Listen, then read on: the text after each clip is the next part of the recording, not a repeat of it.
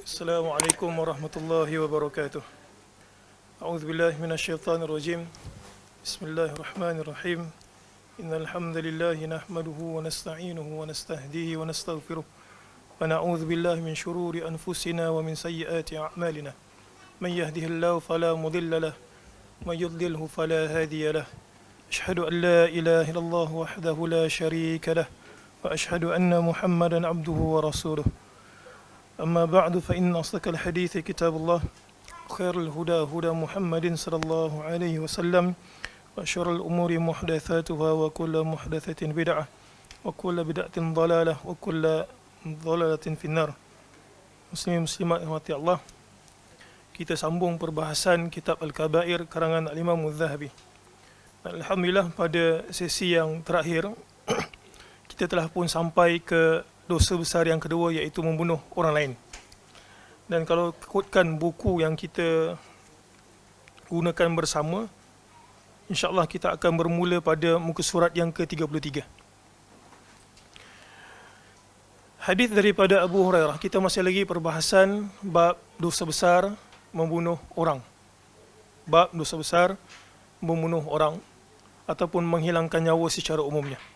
Yang kita sebutkan pada sesi yang terakhir, ia termasuk membunuh orang tanpa membunuh orang dengan sengaja ataupun membunuh kaum kerabat yang Allah Subhanahu Wa Taala nukilkan dalam Al-Quran, iaitu membunuh anak kerana bimbang anak tersebut memalukan ataupun makan rezeki daripada kedua orang tuanya. Juga termasuk yang kita sebutkan menghilangkan nyawa adalah menghilangkan nyawa sendiri. Ketiga-tiga perbuatan tersebut termasuklah dosa besar. Cuma Al-Imam Al-Zahabi pada dosa besar yang kedua ini memfokuskan kepada membunuh orang. Abu Hurairah radhiyallahu anhu berkata bahawa Nabi sallallahu alaihi wasallam bersabda, "Man a'ana 'ala qatli mu'min bi syatri kalimatin laqiyallahu maktubun baina 'ainaihi ayisu min rahmatillah."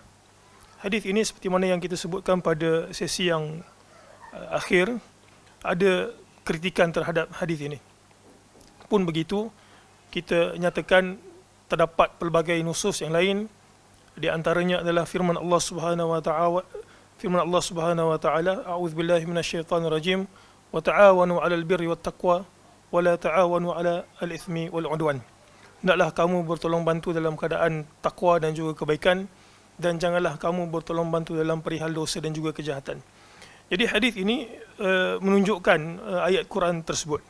Barang siapa yang ikut membantu terbunuhnya seorang mukmin, man a'ana, barang siapa yang menolong seorang mukmin ala qatli mukmin, membunuh mukmin yang lain, bisyatri kalimat, dengan suatu syatar. Syatar ini maksudnya sebaris perkataan.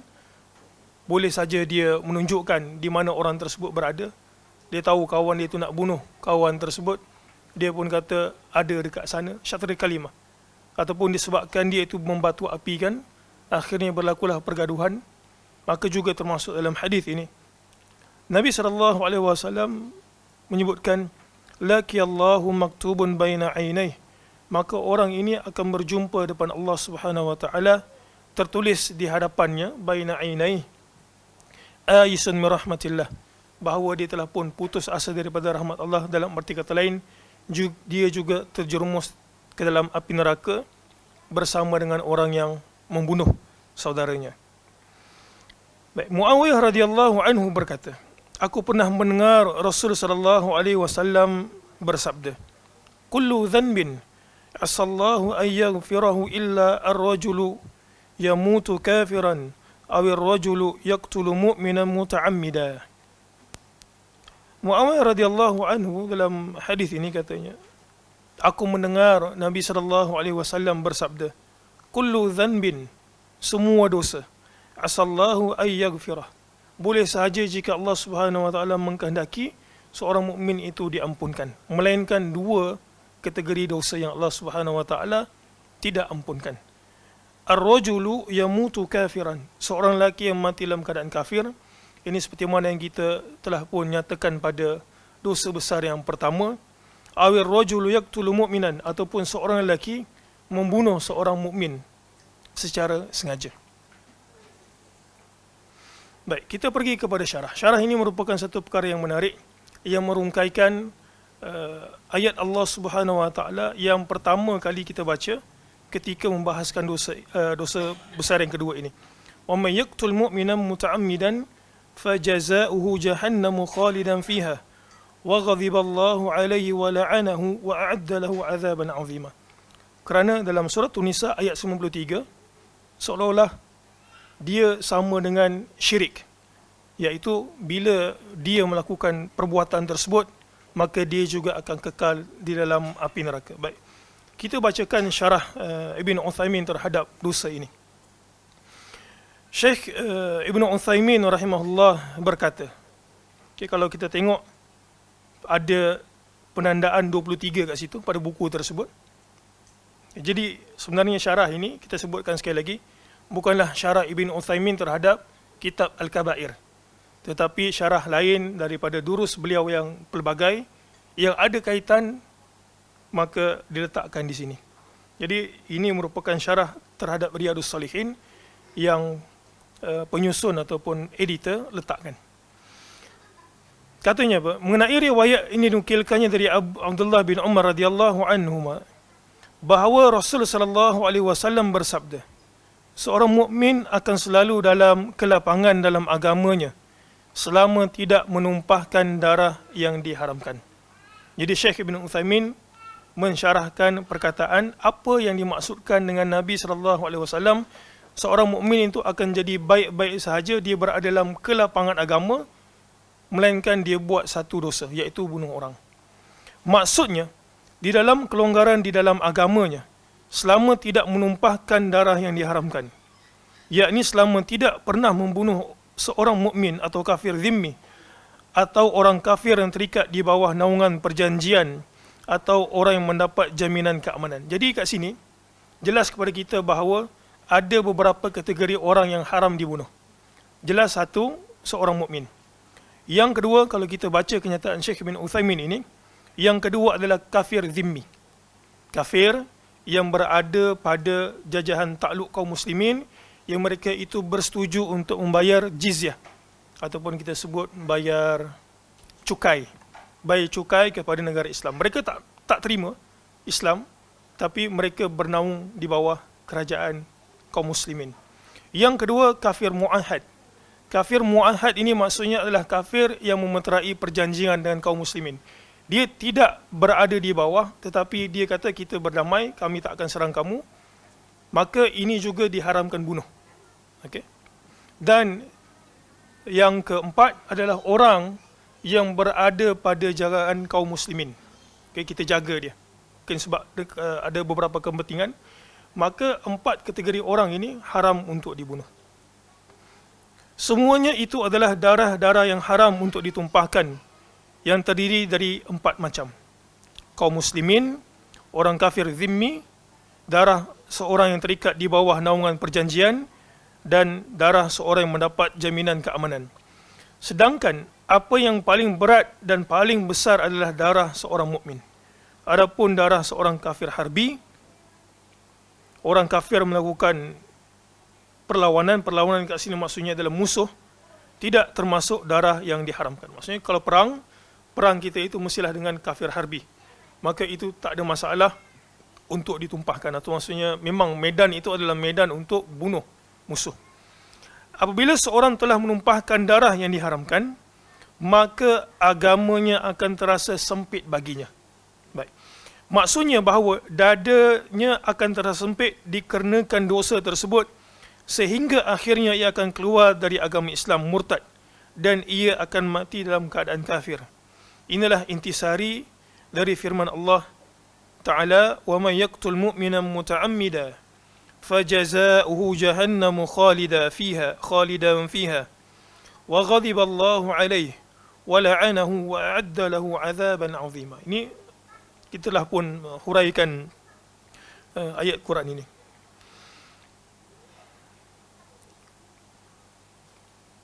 Inilah 5 jenis balasan tercantum di dalam ayat ini, iaitu pelakunya akan kekal di neraka Jahannam. Dalam ayat ini Allah Ta'ala terangkan ada 5 balasan orang yang bunuh seorang mukmin secara sengaja, satu, kekal di neraka Jahannam, akan mendapat murka dan laknat Allah, serta dijanjikan akan menerima azab yang sangat pedih bagi siapa sahaja yang telah membunuh seorang mukmin dengan sengaja. Kerana apabila telah membunuh seorang mukmin, bererti ia telah menumpahkan darah yang diharamkan. Kemudian agamanya akan terasa sempit dan dadanya pun akan terasa sempit sehingga ia akan dicap murtad dari agamanya. Kemudian ia akan menjadi penduduk neraka dan kekal di dalamnya. Baik, saya potong sikit.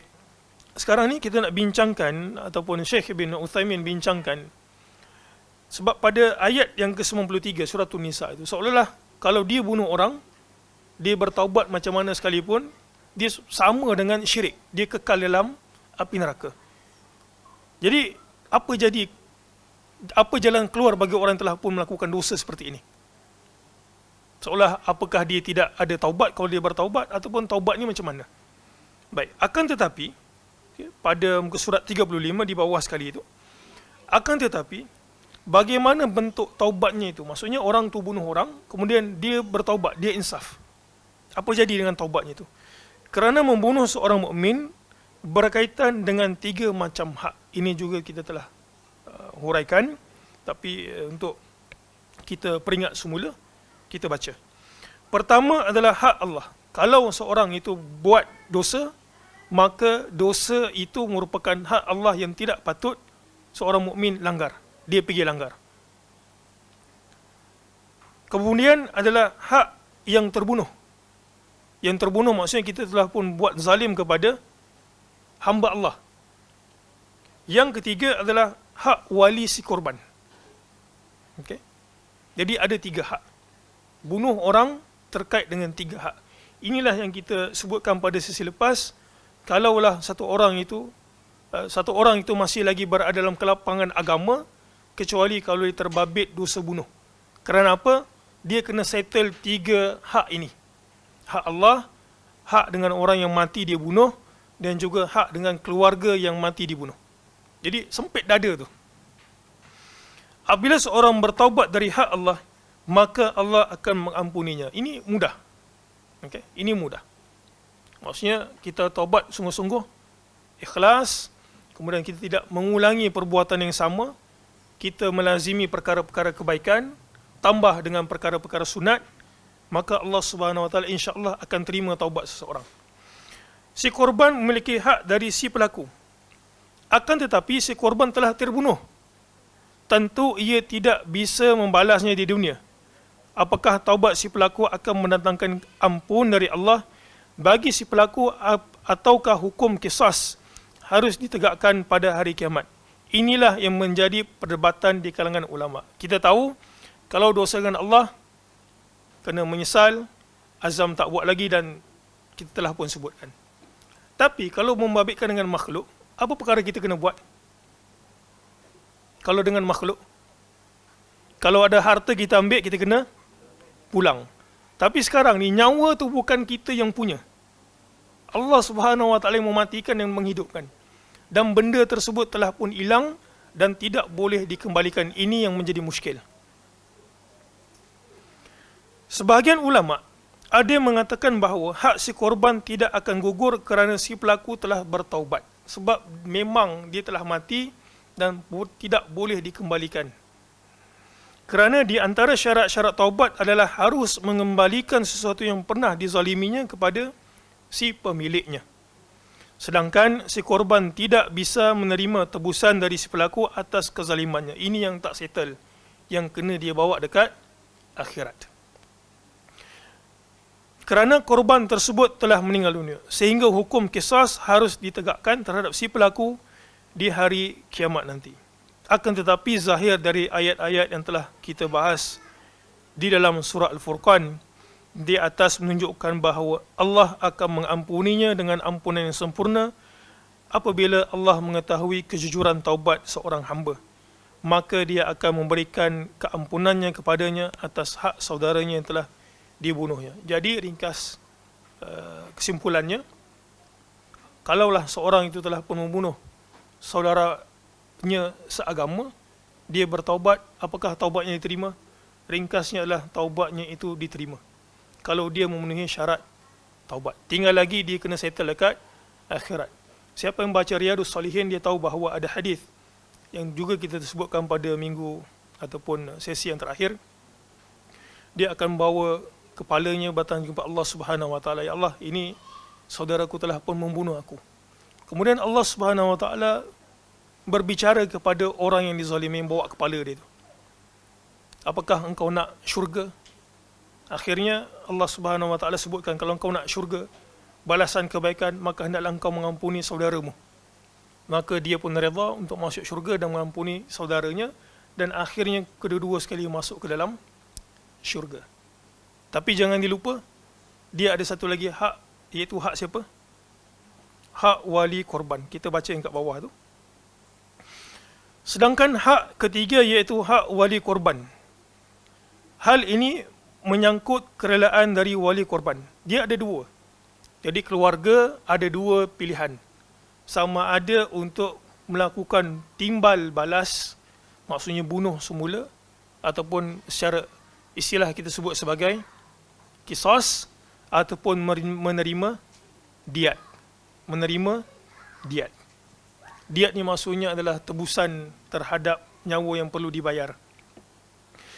Setiap orang sangat dimungkinkan untuk mendapat kerelaan dari mereka, iaitu dengan menyerahkan diri kepada mereka sambil berkata, aku telah membunuh saudara kalian, maka berbuatlah sekehendak kalian. Maka pada saat itu, mereka iaitu keluarga si korban bebas memilih 4 perkara.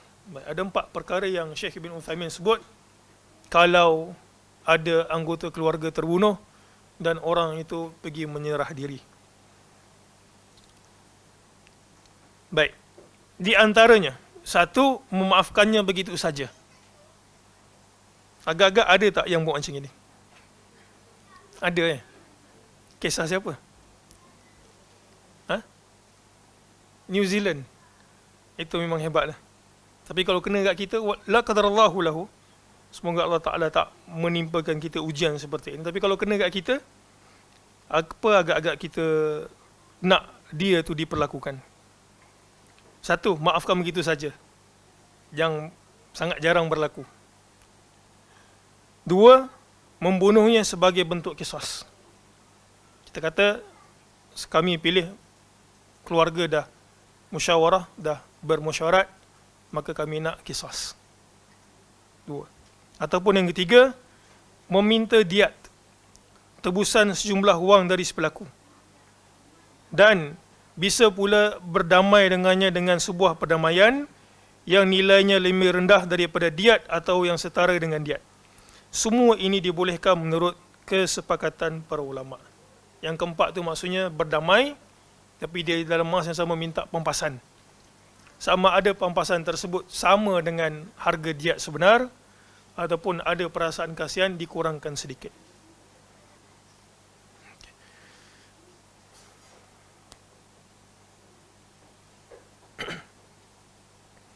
Baik, wallahu alam. Jadi itu dosa yang kedua. Apa dia? Bunuh orang. Muslim-muslimat rahmati Allah sekalian, kita baca kitab ini ada kelebihannya. Kelebihan pertama apa dia? Dengan kita membaca susunan dosa-dosa besar karangan Al-Imam Mudzahabi ini, setidak-tidaknya dia memberikan peringatan kepada kita. Dosa itu ada strata dia tu kan, ada tertib dia, paling tinggi kemudian yang paling rendah. Kurang-kurang dia berikan kita peringatan, kesedaran, ilmu. Buat dosa teruk macam mana sekalipun, jangan pergi kepada yang top 10 ataupun top 20. Bukanlah kata yang lepas 20-21 boleh buat, tak. Maksudnya kita tahu, oh kalau pergi ni memang dah teruk sangat dah kita ni. Yang kedua, kelebihan kita membaca kitab ini, dan saya juga syorkan agar semua memiliki kitab ini, adalah untuk tujuan dakwah. Kita tahu dakwah itu ada priority, priority, dan katalah satu orang itu, kita tengok teruk sangat, semua benda dia buat, semua dosa dia buat, maka sebagai seorang yang kita sebut ada hikmah, maka kita tengok, kalau kita tengok dia itu ada 5 dosa, maka kita kena cater ataupun kena tackle dosa yang paling teruk.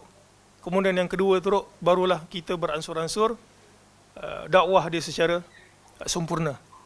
Jadi itu kelebihan kita tahu dosa besar pertama, dosa besar kedua, dosa besar yang ketiga dan seterusnya. Baik, dosa besar yang ketiga ini menarik ni. Apa dia? Sihir. Siapa ada pengalaman di sihir? Ataupun ada pengalaman, saya tak sebut lah, itu Abu Talha sebut. Sebab kalau ada pengalaman menyihir, kalau muslimat tengok muka surat 40, apa balasannya? Dipenggal kepalanya. Kita tak adalah. Kalau dia bertaubat, tak ada apa. Kalau dia tak bertaubat, dipenggal kepalanya. Ini satu bab yang mungkin dekat dengan kita. Bunuh tu ada juga beberapa kes yang kita tahu. Tetapi sihir ni banyak jadi. Makan tak laku, bersaing dengan orang, dengki sikit, pakai sihir. Ada orang selalu upload dia dengan isteri dia, dia single pula, dia geram kat kawan tu, dia bagi sihir.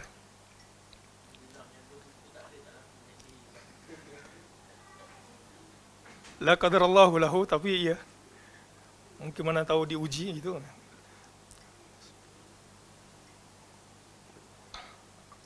Jadi sihir ni mungkin dekat dengan kita. Baik, sihir. Dosa besar ketiga, sihir. Sesungguhnya orang yang melakukan sihir dapat dipastikan berada dalam kekufuran. Allah Subhanahu wa taala berfirman, "Walakinna syayatina kafaru yu'allimuna an-nasa as-sihr." Tetapi syaitan itulah yang kafir.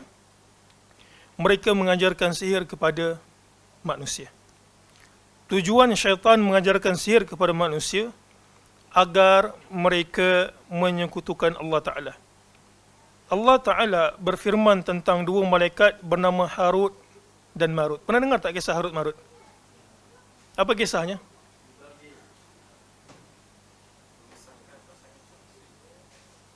Kalau dikisahkan dah tahu, saya tak kisahkan. Kita sambung terus.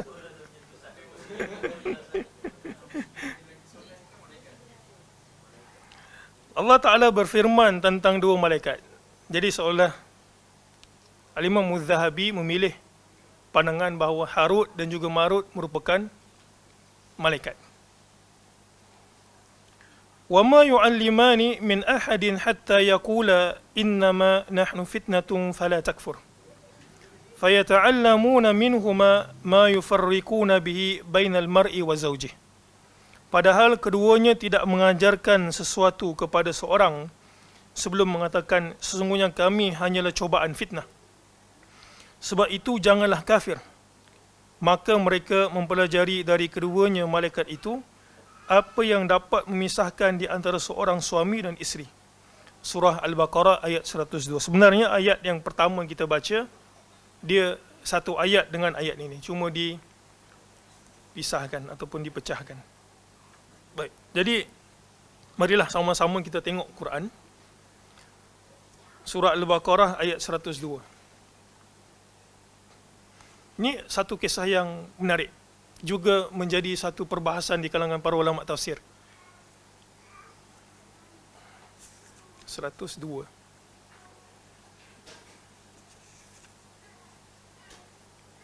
Ada yang kata bila seseorang itu terkena sihir, di antara ayat yang boleh dibaca adalah ayat ini. Ada satu orang jumpa dengan saya gitu kan, mungkin tak tahulah apa tujuan ataupun niatnya. Soalan yang dia keluarkan, tanya kepada saya, dia kata, Ustaz masuk tak pusat rawatan ini? Saya kata tidak. Dia kata kenapa? Dia ni macam seolah satu dosa kalau saya tak masuk pusat rawatan Islam. Ini kita tak kata salah, Dan kita juga tak menyebutkan pusat rawatan mana-mana. Memang kadang-kadang ada keperluan. Kalau satu orang itu tidak mahir ataupun tidak mengetahui agama secara mendalam sehingga dia perlu meminta tolong daripada ikhwah yang mahir dalam bab ini. Saya kata tak perlu. Saya kata tak. Dia kata kenapa? Saya kata tak perlu. Tak ada keperluan. Kemudian dia kata kenapa tak ada keperluan? Dia tanya soalan itu kenapa kan. Kita jadi penat nak jawab kenapa. Akhirnya saya kata, kita ini sebagai seorang mukmin, kita kalau boleh, kita tak nak orang datang bergantung kepada kita untuk menjampikan dia. Bahkan ikhwah saya yakin dan percaya dekat Baitul Salam ni tahu bahawa ada kelebihan kalau kita tidak datang jumpa orang menjampikan diri kita sendiri. Hadis Uqasha kan, banyak kali sebut dah. Masuk syurga 70,000 di kalangan umat Nabi SAW. Di antara sifat orang yang masuk syurga tanpa hisab itu adalah dia tidak minta diruqyahkan. Ataupun kalau dia sakit, dia ruqyahkan diri dia sendiri.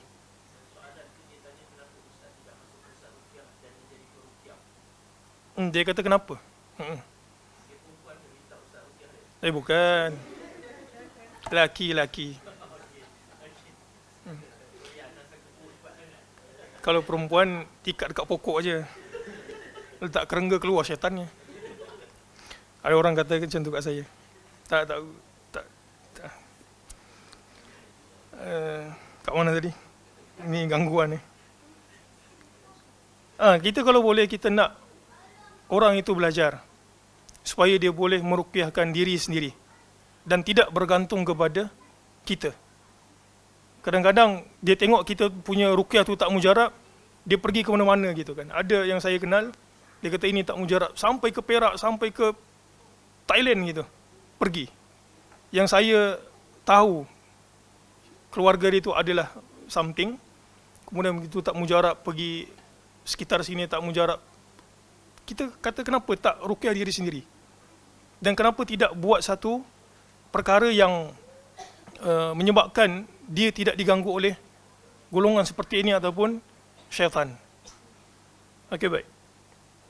Jadi sihir ini sebenarnya betul berlaku.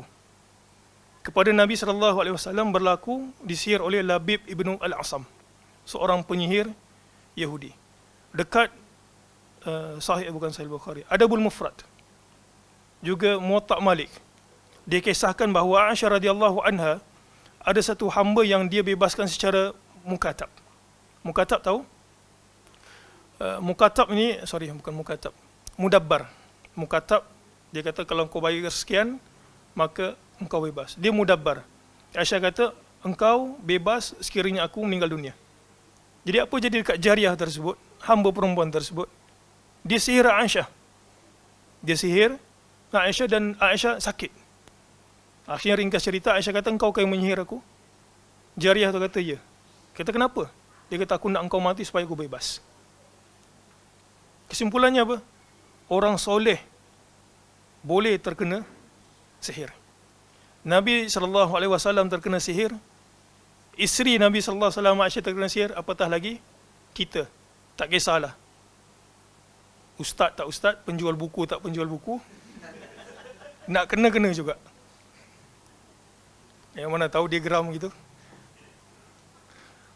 Baik. Kalau kita buka tentang sihir, kebanyakan para ulama akan menyatakan ayat ini untuk mengisbatkan adanya sihir. Baik.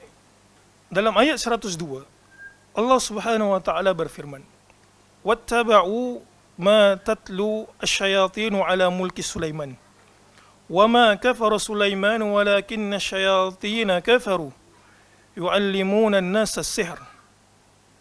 Wa ma unzila 'ala al-malakaini bi Babila Harut wa Marut." Kita berhenti kat situ dulu. Dan mereka mengikuti apa yang dibaca oleh syaitan-syaitan pada masa kerajaan Sulaiman. Kisah ini secara umumnya, jadi kalau kita buka tafsir dia panjang kisah ni, tapi saya sebut secara umum saja. Kita tahu dekat Madinah itu ada kelompok Yahudi dan juga Nasrani. Dan Nabi SAW dari semasa ke semasa akan menceritakan kisah para anbiya. Dan di antara anbiya yang kita tahu masyhur adalah Sulaiman alaihissalam, yang Allah Subhanahu wa taala kurniakan kepada dia berbagai kemudahan, menguasai jin, binatang, faham bahasanya dan sebagainya. Dikatakan Sulaiman ini, seperti mana sebahagian ulama tafsir menyebutkan, ada tukang pencatit. Ada tukang pencatit bernama Asif. Jadi dia ini catit apa sahaja yang keluar daripada mulut Sulaiman alaihissalam. Dan kita tahu bahawa di antara yang Nabi SAW akan bacakan di ketika sujud di bawah arash Allah Ta'ala untuk mempercepatkan hisab adalah Ismullahi Al-Azam. Maksudnya baca tu Allah Ta'ala akan kurniakan. Tapi apa, kita pun tak tahu. So, dalam riwayat tersebut, Allah Subhanahu Wa Ta'ala akan ilhamkan kepada Muhammad SAW untuk menyebutkan Ismullahil Azam, nama Allah yang paling agung, yang kita minta apa sahaja yang kita nak. Kita sebut bertawasulkan nama tu. Dia tawasul dengan Asmaul Husna adalah syar'i. Jadi dikatakan Asif ini mencatit Ismullahil Azam. Ringkas cerita, Sulaiman ini tak boleh diganggu oleh syaitan, tak boleh dekati, dan dia menguasai banyak benda yang Allah Ta'ala kurniakan kepada dia. Akhirnya Sulaiman AS dalam Quran, kita tahu bahawa beliau ini meninggal dunia dalam keadaan tak ada siapa tahu, duduk begitu, bersandar. Tahu bila orang tahu bahawa Sulaiman meninggal dunia? Bila dimakan, kemudian dia terjatuh. Dan Asif ini dikatakan, dia meletakkan dia punya tulisan, ini sebahagian cerita ni Israel, tulisan itu di bawah kerusi Sulaiman alaihissalam. Jadi syaitan dah tahu, syaitan dan juga jin dah tahu bahawa tempat apa yang keluar daripada mulut Sulaiman termasuk Ismullahil Azam itu berada dekat bawah kerusi dia. Akhirnya syaitan, jin pergi ambil dan dia campurkan di antara perkataan-perkataan Sulaiman yang memenuhi zikrullah dan juga sihir. Tapi pada pandangan Yahudi, dia kata tak, sebenarnya yang mengajarkan sihir ni Sulaiman. Sebenarnya bukan Sulaiman alaihissalam. Itu sebab Allah Subhanahu Wa Ta'ala mulakan ayat ini, wattaba'u ma tatlu syayatinu ala mulki Sulaiman. Orang Yahudi kata ni yang tukang sihir ni Sulaiman. Tak, kita kata tak, yang bukan Sulaiman yang tukang sihir, tetapi syaitan, seperti mana yang dinyatakan pada ayat ini. Wa ma kafara Sulaimanu walakinna syayatina kafaru. Kita tahu sihir ini mengalihkan ubudiyah kita kepada Allah Ta'ala daripada Allah Ta'ala kepada syaitan.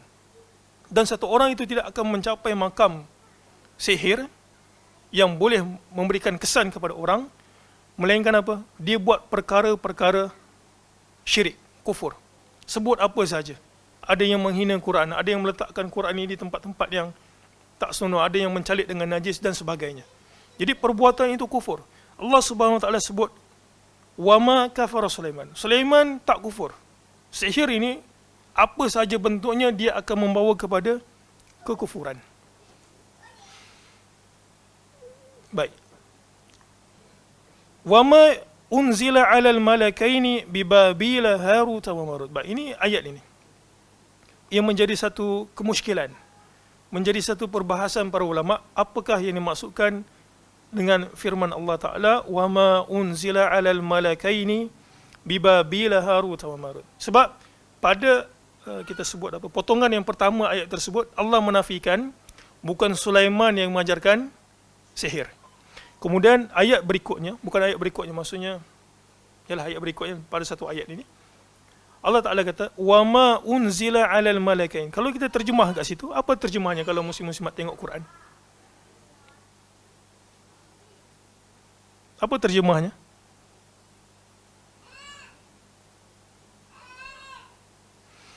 Ma kat situ boleh jadi kita baca secara dan tidaklah diturunkan kepada malaikat, dua orang malaikat di Babil. Babil kat mana? Iraq, Harut dan juga Marut. Maksudnya apa kalau kita baca dan tidaklah diturunkan kepada malaikat? Maksudnya Harut dan juga Marut itu bukan malaikat. Boleh faham ya? Tapi kalau kita baca wama itu, wama kadang-kadang dalam bahasa Arab membawa maksud yang. yang diturunkan kepada malaikat Babil dan juga diturunkan kepada dua orang malaikat di Babil, iaitu di Iraq, adalah Harut dan juga Marut. Sebahagian ulama tafsir, majoritinya yang masyhur menyebutkan ma kat sini adalah mausul. Mausul maksudnya kalau kita terjemah, dan yang diturunkan kepada dua malaikat di Babil adalah malaikat Harut dan juga Marut. Maksudnya malaikat itu adalah nama itulah Harut dan juga Marut. Kalau kita baca yang diturunkan kepada dua malaikat, maka Harut Marut adalah malaikat. Ada sebahagian kata tak, ayat ini bukan mausul tetapi maksudnya adalah tidak diturunkan kepada dua orang malaikat. Maksudnya malaikat sama sekali tidak ada kaitan dengan sihir. Jadi Harut dan juga Marut bukan malaikat. Baik, kita ambil pandangan yang masyhur dan juga majoriti. Harut Marut ini adalah malaikat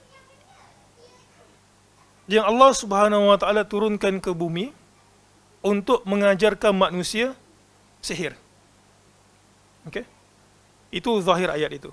Dan setiap kali malaikat ini Harut dan juga Marut mengajarkan manusia sihir, dia kata siapa nak belajar sihir? Manusia pun kata ada yang terima, ada yang tak berminat. Maka manusia yang berminat untuk belajar sihir daripada dua malaikat ini, setiap kali itu jugalah malaikat dua ni akan kata apa? Wa ma yu'allimani min ahadin hatta. Mereka berdua ini tidak akan mengajarkan manusia sihir, melainkan perkataan pertama yang mereka ungkapkan kepada yang nak belajar sihir, dia kata apa? Sesungguhnya kami ini cubaan. Kalau kau nak belajar sihir, maka jangan kufur. Boleh faham ya? Ada riwayat yang tidak sahih berkenaan dengan benda ini. Bahkan tidak ada sanadnya. Sebahagian sebutkan. Kisah yang masyhur, iaitu Harut dan juga Marut ini merupakan malaikat yang Allah Ta'ala turunkan hasil daripada apa? Malaikat seolah-olah mempertikaikan Allah Ta'ala. Apa yang malaikat pertikaikan Allah Ta'ala? Dia kata, kenapa anak Adam itu lebih mulia daripada kami? Akhirnya Allah Ta'ala perintahkan kepada malaikat, dia kata, pilih dua malaikat yang aku akan turunkan dan aku akan berikan syahwat kepada mereka, nak tengok macam mana mereka boleh survive ataupun tidak ketika berada dekat dunia. Akhirnya malaikat buat mesyuarat, mereka pilih Harut dan juga Marut. Allah Subhanahu wa taala letakkan syahwat. Sampai saja dekat bumi mereka ditimpa fitnah wanita. Engkau nak apa? Minum arak, zina ataupun bunuh? Jadi malaikat ni fikir, kata antara arak, zina, bunuh. Mana ringan? Arak. Dia kata arak lah. Jadi bila minum arak, apa jadi? Dia berzina, kemudian dia bunuh. Kemudian Allah Ta'ala berikan mereka ini pilihan. Engkau nak dapat hukuman dekat dunia ke ataupun dekat akhirat? Malaikat ni pun kata, wahai Allah, kami nak menerima hukuman dekat dunia. Akhirnya berlakulah apa yang berlaku. Kisah ini tidak sabit. Kisah ini tidak sabit. Manakala sebahagian ulama tafsir pula kata, tidaklah diturunkan dua orang malaikat di Babil. Yang diturunkan, yang mengajar sihir itu siapa dia? Harut dan juga Marut di kalangan syaitan dan juga jin. Jadi kat situ ada dua pendapat. Yang masyhurnya adalah Harut dan Marut adalah malaikat yang Allah turunkan di muka bumi untuk mengajarkan manusia sihir sebagai ujian. Dan setiap kali manusia datang nak belajar sihir, Harut dan juga Marut kata apa? Jangan kufur kepada Allah Ta'ala. Ini ujian, jangan kufur kepada Allah Ta'ala. Jadi wallahu alam. Jadi itu kisah yang mengisbatkan bahawa sihir itu ada. Baik, sebelum kita lanjut ke muka surat yang berikutnya, kita sebut sihir kan. Sihir ni apa sebenarnya? Apa sebenarnya sihir? Sihir, kalau kita terjemahkan dari segi bahasa, adalah kullu amrin yukhfa sababuhu. Setiap perkara yang tidak diketahui dia punya sebab punca. Wa yutakhayyalu ala ghairi haqiqatihi. Dan juga dikhayalkan kepada kita yang bukan yang sebenarnya. Ibnu Faris menyebutkan, sihir ini maksudnya apa? Ikhrajul batil fi suratil haq. Mengeluarkan sesuatu yang batil dalam bentuk yang itu adalah kebenaran. Tapi sebenarnya itu bukan adalah kebenaran. Baik. Ibnu Qudamah mentakrifkan sihir, katanya apa? Azaim, waruqa, wa uqad, yu'thiru fil qulubi wal abdan. Dia kata azaim, tangkal-tangkal, jampi-jampi, ikatan-ikatan yang memberikan kesan kepada hati dan juga badan. Maka bila diberikan kesan kepada hati dan juga badan, kesannya adalah fayamrat, maka dia akan sakit, wa yuqtal, dia akan terbunuh, wa yufarriqu bainal mar'i wa zawjih, dan juga dia akan terpisah laki bini. Wa ya'khudhu ahadu zawjaini an sahibi, maka seorang pasangan itu berasa nak jauh daripada dia punya pasangan yang lain. Para ulama di kalangan mufassirin, di antaranya Ar-Razi juga Raghib Al-Isfahani, menyebutkan ada beberapa jenis sihir. Okay, ada beberapa jenis sihir. Baik, sihir yang pertama, ini bukan nak mengajar sihir ya, tapi kita nak bagi tahu apa bentuk-bentuk yang boleh datang kepada kita. Dia kata sihir yang pertama bentuk nanti kita akan pergi kepada apa kesan sihir kepada kita. Apakah kita pernah mengalaminya ataupun tidak. Baru kita tahu kita ni pernah disihir ataupun tidak. Dia kata apa? Sihir yang meminta bantuan bintang. Sihir yang meminta bantuan al-kawakib. Dan sihir ini seperti mana sihir Kildaniyin ataupun Kildaniyin ataupun ahli Babil yang berada di Iraq. Sihir yang meminta bantuan bintang. Satu. Yang kedua, al-isti'anatu bil arwah. Sihir yang meminta bantuan roh dekat muka bumi ini. Tak lain tak bukan jin dan juga syaitan. Sihir yang meminta bantuan roh yang berada dekat muka bumi. Yang ketiga disebutkan adalah sebagai sya'badah. Sya'badah ni kita sebut apa dalam Melayunya? Pukau. Pukau. Ataupun kadang-kadang kemahiran bermain, mata kita tu nampak macam lain. Ataupun bahasa kita apa? Silap mata. Dan yang keempat, al-uqad wan nafath fihi. Ikatan, kemudian ditiup pada ikatan tersebut. Ini yang Allah Ta'ala sebut dalam surah Al-Falaq. Jadi ini 4 sihir. Kalau kita buka yang lain, ada lagi lah jenis-jenisnya. Tapi secara umum 4 ini. Okay. Ikatan, kemudian ditiup. An-nafath fihi, bila Allah Ta'ala sebut wa min syarrin nafatha tifil uqad. Nafath apa dia? Hembusan dengan sedikit ludah gitu. Apa? Gitulah. Ada keluar sikit. Itu an-nafath. Baik. Bila seseorang itu terkena sihir, apa akan jadi kat dia? Di sini kita sebutkan ada 4 kesan sihir kepada manusia yang terkena sihir. Baik, 1 yang jelas pada surah Al-Baqarah yang kita baca tadi 102.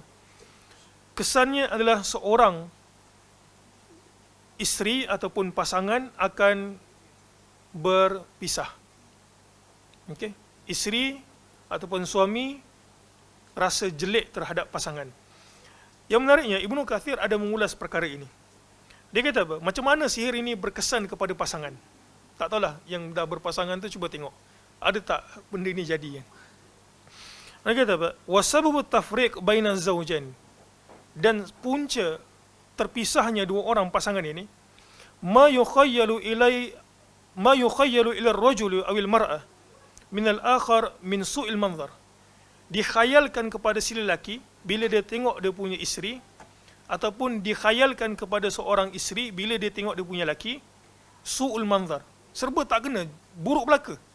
Hidung besar, rambut kembang, apa lagi, banyak bulu di badan contohnya gitu kan. Ini apalah ni, tak handsome gitu. Dia kata min su'il manzar awil khalq, ataupun fizikal dia. Kata kenapa awak ni gendut sangat ni? Kenapa awak ni gini? Kenapa awak ni gini? Padahal sama-sama besar gitu kan. Dia tengok pasangan dia tapi dia tak tengok diri dia sendiri. Au nahwi dhalika min al-asbabi al-muqtadiyah lil firqah. Ataupun benda-benda lain, dia tengok pasangan dia tu rasa macam apa? Buruk dia punya apa? Kejadian tu kan. Sehingga menyebabkan berpisah. Ada tak gitu jadi? Tengok orang lain cantik, tengok isteri sendiri, innalillah katanya. Tengok lelaki lain kemas, smart, tengok suami sendiri, innalillah katanya. Ada khayal gitu. Baik. Yang kedua, kesannya adalah junun. Apa junun? Gila.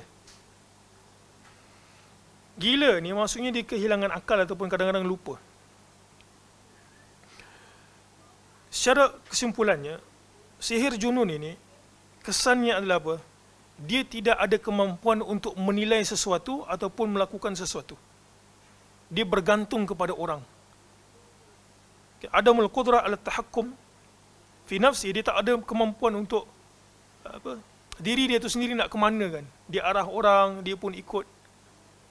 Ataupun tak ada kemampuan nak berbelanja. Orang yang sihir dia tu yang buatkan untuk dia. Sihir junun. Lupa itu, lupa ini, tak ingat. Baik, yang ketiga, al-marad, sakit. Sakit ni yang kena dekat Aisyah radhiyallahu anha. Al-junun ni macam kena dekat Nabi SAW. Siapa yang baca riwayat Bukhari, dikhabarkan baginda tu, dia rasa macam menggauli isterinya Aisyah. Tapi macam tak, macam menggaul, macam tidak. Jadi itu yang berlaku dekat baginda SAW. Apa beza sakit fizikal dan juga sakit yang kena sihir? Ada orang kena kanser pun dia kata ini sihir. Kalau doktor kata tak, ini bukan sihir, ini kanser. Apa bezanya? Nak bezakan itu sihir dan juga itu merupakan penyakit yang ada sebabnya. Jawapannya adalah, itu sebut tadi. Apa dia? Benda itu tak ada sebab musabab. Tiba-tiba sakit dekat badan dia dan juga sebahagian para ulama sebutkan berpindah-pindah. Tak ada sebab, tiba-tiba rasa sakit. Demam tak ada, ini tak ada, ini tak ada. Sakit. Juga termasuk sihir ain. Ain pun sakit itu. Tiba-tiba tak ada sebab musabab, budak tu sakit. Rupanya kena sihir ain. Jadi yang ketiga itu adalah akan menyebabkan kesakitan. Baik, yang keempat, agak-agak sihir apa yang keempat? Kesannya. Ya, betul. Tepat sekali. Macam mana dia boleh tahu?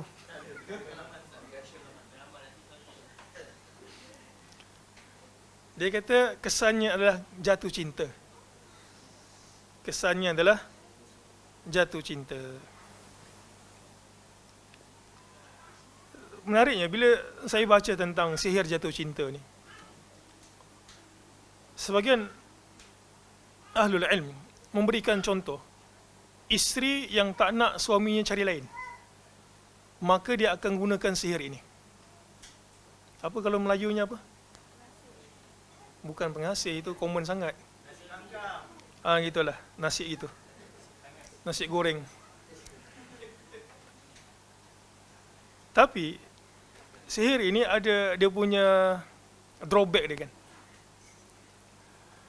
Bila seorang isteri tak nak laki dia tu pandang perempuan lain, sebagian kata di antara perempuan yang tak nak isteri itu, kadang-kadang isteri ni dia cemburu yang tak tentu pasal gitu.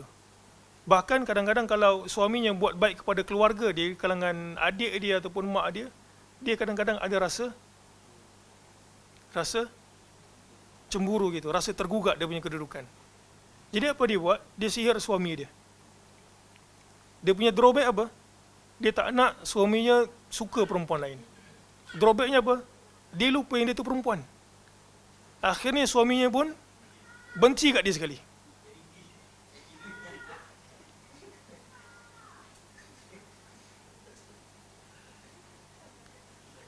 Tapi itu bukan sihir. Itu bukan sihir.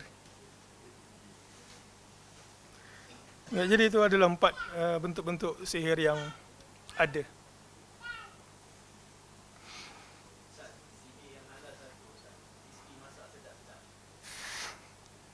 Ya, alhamdulillah.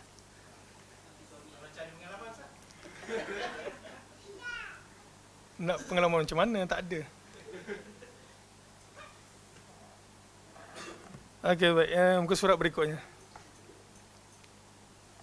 Ada sihir yang halal. Apa dia?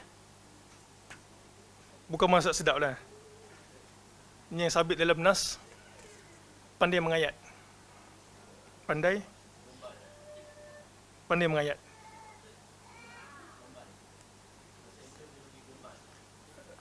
Mengayat apa? Apa mengayat? Mengayat lah kan? Nah, sebab Nabi SAW sebut, inna minal bayani la sihra. Sesungguhnya bayan itu maksud kepetahan untuk menerangkan sesuatu, kepetahan untuk bercakap, ada sihir. Maksudnya kita rasa terpegun kan, kita rasa suka kat dia.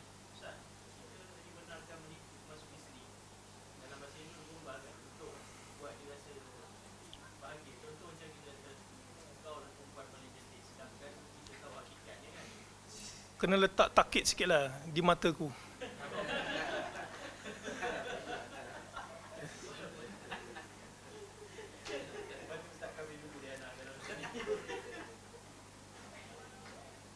So, menipu ni dia tak bagus lah, takut bila sekali itu pakai tak jadi lepas tu. Di mata dia lah, mata kita tak. Puji yang betul-betul real lah, realistik. Apa contohnya? Pandai masak, pandai mengurus rumah, pandai apa sajalah. Pandai pakai tudung ke ataupun pandai, saya pun tak tahulah, tak ada pengalaman. Ada pengalaman Abu Talha. Ya. Baik, muka surah 40 sikit lagi. Hukuman bagi para pelaku sihir adalah dibunuh. Itu muka surah 40. Kerana ia telah kufur kepada Allah. Nabi SAW bersabda, jauhilah oleh kalian 7 dosa-dosa besar yang membinasakan. Kemudian beliau menjumutkan di antaranya adalah sihir. Oleh kerana itu, setiap hamba harus takut, yakni bertakwa kepada Allah, kepada Rabbnya, dan jangan sesekali masuk ke dalam perkara yang akan merugikan dirinya, baik di dunia maupun di akhirat. Diriwayatkan dari Nabi SAW bahawa baginda ataupun beliau bersabda, haddus sahiri darbatun bisayf. Hukuman bagi tukang sihir adalah dipenggal kepalanya ataupun dibunuh. Sebenarnya riwayat di atas adalah ucapan Jundab radhiyallahu anhu. Bajalah bin Abdah berkata, telah datang kepada kami surat dari Umar radhiyallahu anhu setahun sebelum wafatnya beliau, yang isinya bunuhlah semua tukang sihir, baik lelaki maupun perempuan. An Abi Musa anna an-nabiy sallallahu alaihi wasallam qala, thalathatun la yadkhuluna al-jannah, mudminu khamrin wa qati'u rahimin wa musaddiqun bis-sihr. Ada 3 golongan yang tidak akan masuk syurga, iaitu mudmin, kita sebut ketagihan arak, wa qati'u rahim, pemutus silaturahim, dan musaddiqun bis-sihr, yang mempercayai sihir. Agak-agaknya sebab apa satu orang itu melakukan sihir, muslim-muslimat sekalian? Satunya sebabkan dengki. Sebabkan dengki dan juga cemburu. Maka untuk kita ini tidak pergi kepada daerah yang haram, elakkanlah rasa dengki dan juga cemburu. Yang kedua, apa punca lain selain daripada dengki dan cemburu? Isti'jal. Isti'jal maksudnya menginginkan sesuatu secara cepat tanpa melalui proses yang betul. Contohnya macam dia nak orang tu minat kat dia, dia isti'jal guna sihir. Okey. Maka benda tersebut haram dilakukan. Yang ketiga adalah untuk mendapatkan yang bukan pada haknya. Contoh, dia minat dekat satu orang lelaki, dia niat nak kahwin, tapi dalam masa yang sama lelaki tersebut masih lagi beristeri dan isterinya tak setuju. Maka dia pun guna sihir untuk memisahkan keduanya. Jadi itu 3. Hasad, dengki dan juga cemburu. Yang kedua adalah isti'jal sebelum tergesa-gesa untuk mendapatkan sesuatu rezeki contohnya. Tengok dia punya jualan tak laris, tak laku, dia pun nak cepat pakai sihir. Dan yang ketiga adalah untuk mendapatkan sesuatu yang bukan pada haknya. Jadi wallahu alam, insya-Allah kita akan sambung pada sesi yang akan datang. Ada baki sikit tentang sihir ini, syarah Ibn Uthaymin. InsyaAllah kita akan sambung pada sesi yang akan datang. Subhanakallahumma bihamdik, asyhadu an la ilaha illa anta, astaghfiruka wa atubu ilaik. Assalamualaikum warahmatullahi wabarakatuh.